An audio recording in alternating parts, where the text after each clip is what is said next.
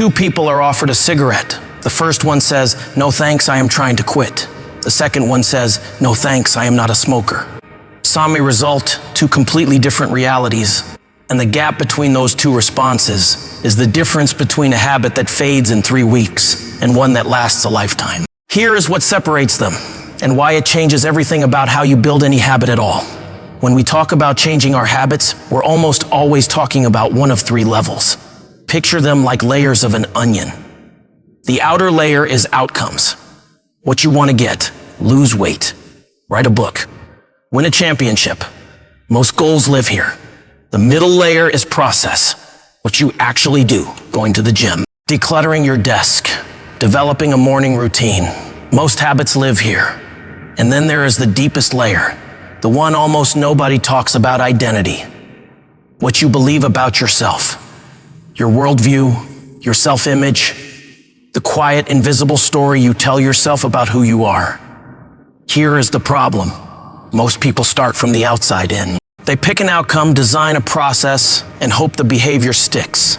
But behavior that doesn't match your identity will never last. Because at the end of the day, your habits aren't just things you do. They're votes for the kind of person you believe you are. Back to those two people. I am trying to quit. That person still sees themselves as a smoker. They're fighting against their own identity every single day. Willpower versus self-image, and self-image wins almost every time. I am not a smoker. That person has already rewritten the story. Smoking belongs to a former version of themselves. There is no internal war. There is no craving to overcome with discipline. The identity does the heavy lifting. That is not a motivational trick. That is just how human psychology works. We act in alignment with who we believe we are. Always. There is a guy named Brian Clark, an entrepreneur, who bit his nails his whole life. He tried to stop willpower, reminders. Then one day he got a manicure, and something unexpected happened. The manicurist told him he had genuinely healthy nails, beautiful even. And for the first time in his life, Brian felt proud of his hands. That was it. He never chewed his nails again. Not once. Not because of discipline, because his identity shifted. He became someone who takes care of his nails.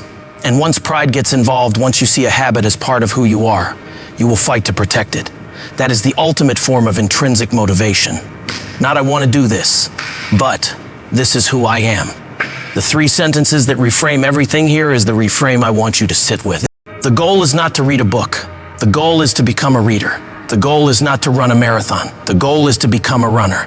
The goal is not to learn an instrument. The goal is to become a musician. See the difference? One is a task you complete.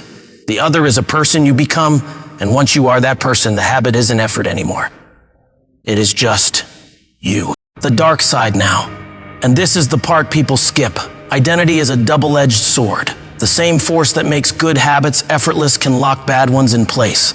Think about all the stories you repeat to yourself. I am terrible with money. I am not a morning person. I am bad at remembering names. I am always late. Every time you say those things, you are casting a vote for that identity. And eventually, your brain stops questioning it. It just acts accordingly. The biggest barrier to change, at any level, is identity conflict. You can know exactly what you should do and still not do it, because deep down you don't believe you are the kind of person who does that thing. Progress doesn't just require learning new habits. It requires unlearning old identities. So here is your one question for today. Who are you trying to become? Not what are you trying to achieve? Because when the identity is right, the habits follow naturally. You don't need to force yourself to do things that match who you are. You just do them. Start casting votes for the person you want to be. Every small action is a piece of evidence. Every habit is a statement. And over time, those statements build a self you actually recognize. If this one hit differently, drop a comment. Tell me one identity you are trying to build. And share this with someone who has been grinding without changing anything deeper than their to-do list. See you in the next one.